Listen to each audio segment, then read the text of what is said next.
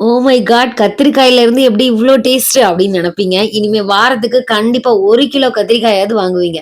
இந்த ரெசிபி அவ்ளோ டேஸ்ட்டா இருக்கும். பிளெயின் ரைஸ்க்கா இருக்கட்டும், வெரைட்டி ரைஸ்க்கா இருக்கட்டும், தோசை எல்லாத்துக்குமே சூப்பரா இருக்குங்க. கண்டிப்பா ட்ரை பண்ணி பாருங்க. சரி வாங்க எப்படி செய்யலாம்னா வீடியோக்குள்ள போயிட்டு சட்டுன்னு பாத்துரலாம். ஃபர்ஸ்ட் இதுக்கு என்ன பண்ணிக்கணும், ஒரே ஒரு பேன் எடுத்துக்கங்க. நல்லெண்ணெய், கடலெண்ணெய் எதுலனாலும் செய்யலாம். உங்களுக்கு எந்த ஃப்ளேவர் பிடிக்குதோ அதுல செஞ்சுக்கங்க. நான் இன்னைக்கு வந்து நல்லெண்ணெய் தான் அதுல சேர்த்திருக்கிறேன். 2 டேபிள் ஸ்பூன் சேர்த்துட்டு, அதுல 1 டீஸ்பூன் அளவு கடுகு சேர்த்துக்கங்க. கடுகு கொஞ்சம் பொரிஞ்சதுக்கு அப்புறமேட்டு சோம்பு இருக்கு இல்லையா? அது 1 டீஸ்பூன் சேர்த்துக்கலாம். இது எல்லாமே வந்து பாத்தீங்கன்னா, லோ ஃப்ளேம்ல ஆயில் ஹீட் ஆன உடனே லோ ஃப்ளேம் பண்ணிட்டு அதுல தான் நீங்க சேர்க்கணும். சீரகம் வந்து 1 டீஸ்பூன் சேர்த்துக்கங்க. மிளகு 3/4 டீஸ்பூன் சேர்த்துக்கலாம். இதையுமே நம்ம வந்து தாளிச்சு விட போறோம். இத வந்து அரைக்க போறதெல்லாம் கிடையாது. இது அப்படியே தாளிச்சு விடும்போது அந்த மிளகோட ஃப்ளேவர் எல்லாம் எண்ணெயில இறங்கி சூப்பரா இருக்கும். இப்போ இது கருகிரக்கூடாது. லைட்டா கலர் சேஞ்ச் ஆகும்பொழுது அப்படியே ஒரு ஸ்மெல் வருது பாருங்க. சூப்பரா இருக்கு. இப்ப கத்திரிக்காய என்ன பண்ணிக்கணும், இந்த மாதிரி நல்லா கிளீன் பண்ணிருங்க. காம்பெல்லாம் எடுத்துருங்க. நல்லா கட் பண்ணி உள்ள ஏதாச்சும் இருக்கான்னு நல்லா செக் பண்ணிக்கங்க. இந்த சின்ன சைஸா இருந்துச்சுன்னா ரொம்பவே நல்லது.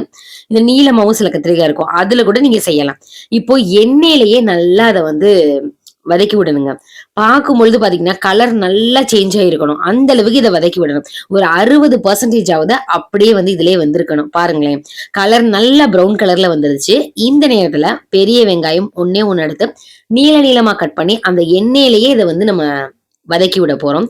வெங்காயத்தினுடைய கலருமே நல்லா சேஞ்ச் ஆயிரணும். நம்ம வந்து அ ஏற்கனவே ஸ்டார்ட்டிங்லயே வந்து பார்த்தீங்கன்னா, கத்திரிக்காய ஃபர்ஸ்ட்டே சேர்த்துட்டோம் இல்லையா? அது நல்லா வேகணுன்றதுக்காண்டி தான் ஃபர்ஸ்ட்டே நம்ம சேர்த்திருக்கிறோம். இப்போ என்ன பண்ணிக்கலாம்னா, வெங்காயத்தினுடைய கலர் நல்லா சேஞ்ச் ஆயிருச்சு. இந்த நேரத்துல ஒரே ஒரு தக்காளியையும் இதுல சேர்த்துக்கலாம். புளி ஏற்கனவே நான் ஊற வச்சு வச்சுட்டேன். அதனால உங்களுக்கு வந்து தக்காளி இவ்ளோ சேர்த்தாலே போதும். இதுக்கு மேல சேர்க்கணும்னு அவசியம் இல்ல.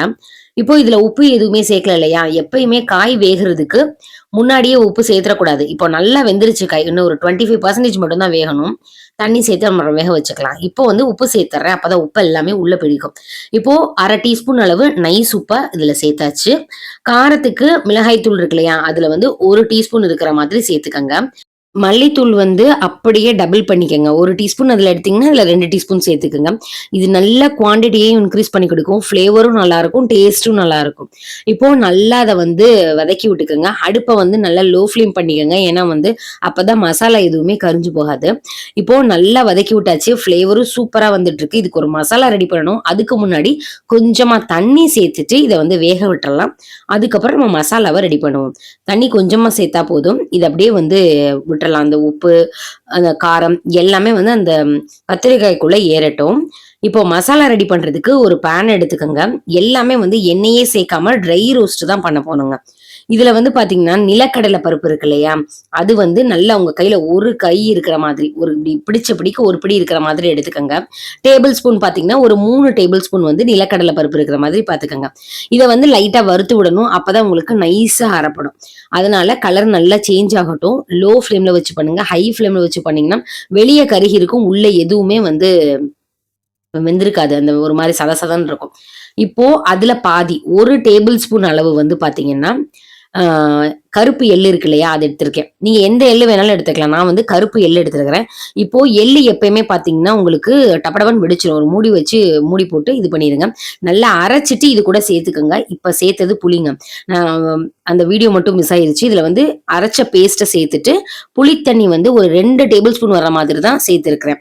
புளி எவ்வளோன்னா, ஒரு சொல மட்டும் ஊற போடுங்க போதும். இப்போ வந்து உப்பு, காரம் எல்லாமே பெர்ஃபெக்ட்டா இருக்குது. அப்படியே மூடி போட்டு விட்டுட்டீங்கன்னா, அந்த மசாலாலயே கத்திரிக்காய் எல்லாம் ஊறி இருக்கும்.